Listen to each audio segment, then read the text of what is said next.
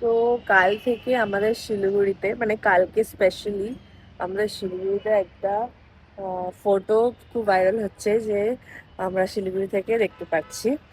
So কালকে তো আমি যেই টাইমে মানে আমি যাওয়ার সময় দেখেছি, কিন্তু ফটো বা ভিডিও কিছু আপলোড করতে পারিনি, কারণ সেটা হলো যে আমি সেই সময় অফিসে ছিলাম সারাদিন।